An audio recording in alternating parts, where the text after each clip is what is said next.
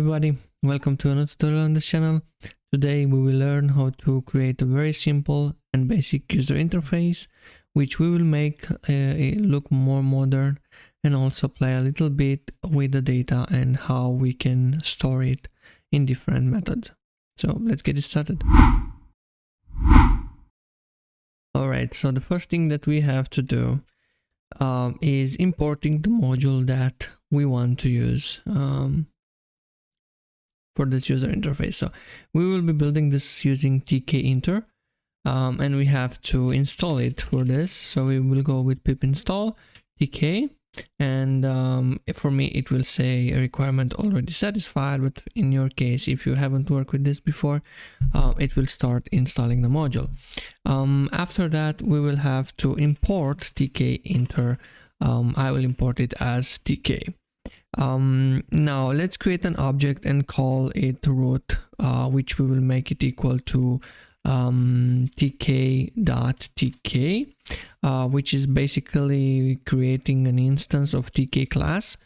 And the next we should call a method of this instance.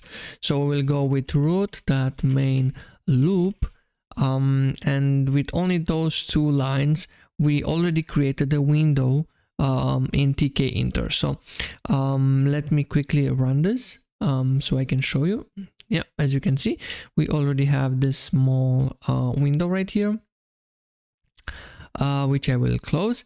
So this main loop function is basically keeps the main window active until we just press X, or in case we create a button that we assign this closing call for the window. Before getting further, let's see a few more attributes that we can add to this root. So we can go with root.title,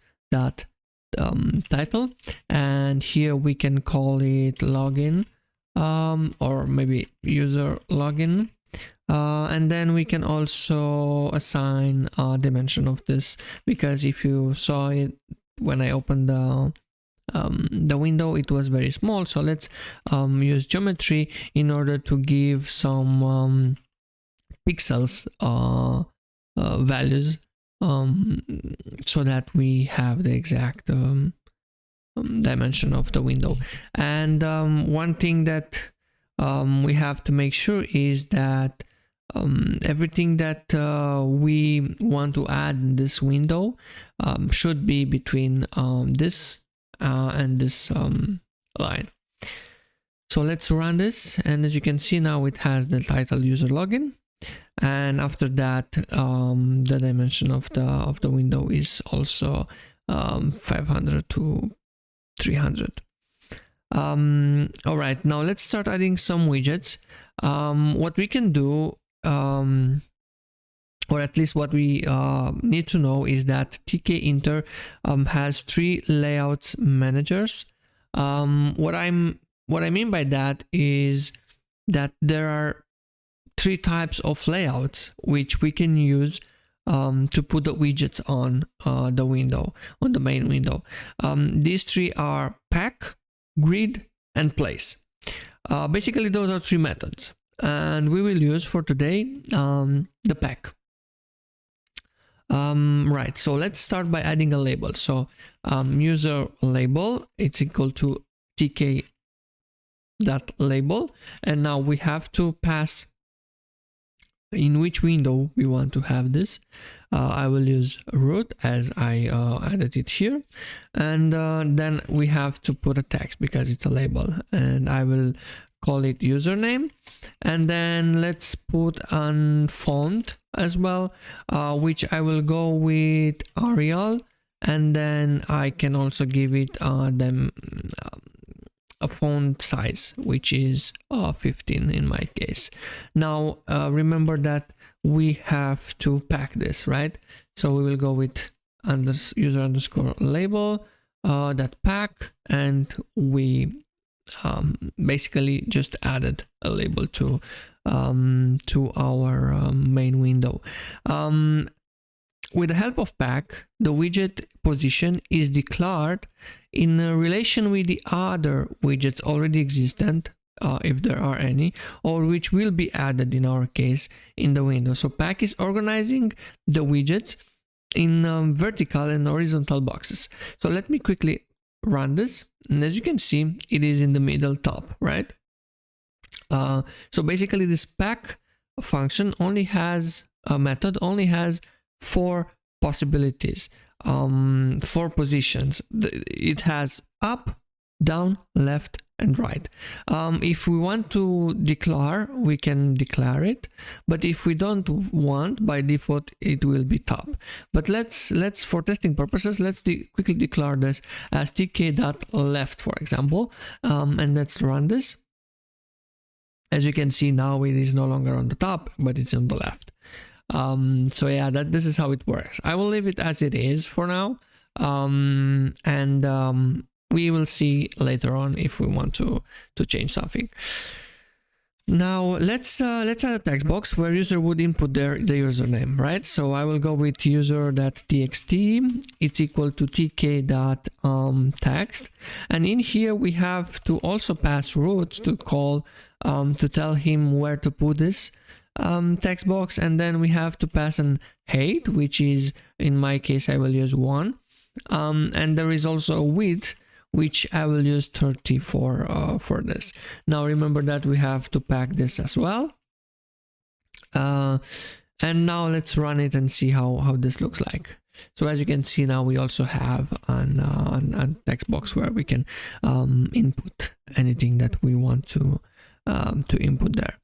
Right, so now we have the username basically. Now for the password label and text box, we will basically do the same thing as we did for username, right? So we will do, instead of this, we will do pass here, and then pass for packing, and then we do the same thing we did here, but we do pass here and then pass here, right? So now we have, if we run this, as you can see, we have username. Oops, I have to change this as well to call it password. Now let's run it again, and you can see I have username and then I have password. Additionally, what we can do is we can do some padding. So let's try to add some padding to the text. So let's here do pad x equal to 10 and pad y equal to 10, and let's basically do the same thing for this text. And as you can see, it is a little bit more space between them, which somehow covers more of the window that we have created. So that's okay. As you can see, right now when I try to write in something in the password field, we still have it visible, right? So we don't really want to have this visible. So because of that, we have to use, instead of text, we can use entry. So let's just go with entry. So what entry does is basically similar to text, but instead of that is by default having the height equal to 1, which is no longer needing this argument. And then what this offers additionally is this show option, which can give you the opportunity to show something different instead of the password itself. So we can pick what character we want to display instead of the password, and we are used to have this asterisk, very common seeing this in the password fields, and then we can do the same thing here just for consistency. We delete this, and then let's run this. As you can see, we do see what we write in here, but in here we only see asterisk. So now we basically solved the problem with this. Now let's also add the last widget in our small window, which is basically a button. So what we can do is calling button, which is equal to tk.button, very simple, where we pass root again, and then we want to have a text which is log in, and we also have to pass a font, which again we will give Arial. And then we have to pass a size, which I will give, let's say 20 this time. Now let's also use back for this button, and let's use a bad Y as that. Let's see how it looks like. It's quite huge, you cannot miss it. It's not the most beautiful button, but at least we have something, right? Now of course this doesn't do anything right now. It's not storing the data or anything, but we will take care of that after, sorry. Right, so before that, let's do a little bit of life to this window, because right now it looks a little bit sad, this window. Let's try to add a color, for example. Let's go back here to the root and let's add root dot let me see, not color, I think it was config, and then the background exactly to be, let's say, blue, right? We want this to be blue. Let's run this, and as you can see now the window, it's blue. I mean, it's not the greatest color I could choose, but you know, it's just for exemplifying. Now we can see that username and password are having weird background. We can fix that very, very easy. For example, in here we can add to the labels this biggie, which is background. We can call it like maybe red. Let's see how it looks. We have to do the same thing with the B and G for this label right here. Don't forget that. Come on, let's run it, and as you can see, it is red. If we do blue here, we will then have the same color, and as you can see, it's no longer differentiated from the main background. Now let's also do something similar to the button, where we can go with active background, which let's call it red, and then we can also add here an active foreground, which is, let's say, on white. I hope those colors will work. And now if we press this, and as you can see, when I press the button, it will turn red. So now we have a little bit of life in our user interface. Now let's add some function, some action to the button. Let's see that we want to save the user and the password in a text file, right? So we can do that by using the command argument. And then we pass save user data, which we will create right now. So let's quickly go over here and define a save user data, which will be, let's say, username, which is equal to user.txt.get, and then the password, which will be equal to pass.txt.get. Now we basically get those. So if we print username and the password, we should have them printed. Let's quickly do this. So username and then here password. If I type the button, you can see that those were printed. So yeah, let's now go and create whatever we want to do with this. For this case, we will try to create a txt file, which I will first create a director, which I will call lib, and then I will create here another file which I will call write to file, which will be a Python file. Okay, so in this Python file I will define write, which will be file path and then the data. I will use try for this one just to make sure we don't get any error, which will then stop the program. And then with open, which is file path, and we use a because we want to append, right, as vw. I will go with vw write, and then we write the data that is passed here, and then we will use except, and we use this time here we will use file not found as e. So we will print here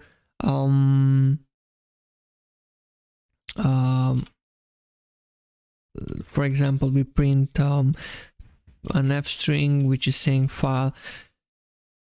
file couldn't be found, or at least couldn't be open, and then we pass the error, and then I would like to do another except, which is exception as e, and then we just print this this e. So because I added the second except to make sure we catch other unexpected exceptions, and that's it for this function basically. Now let's go back to the main script, and in here from the main script we have to first import what we just did from the lib, write to file, import write, right? Or if I remember right, this is the we have to import, to import write. So in here, because of that, we will do, instead of print, we will do write, and we have to pass the file, which will just create right here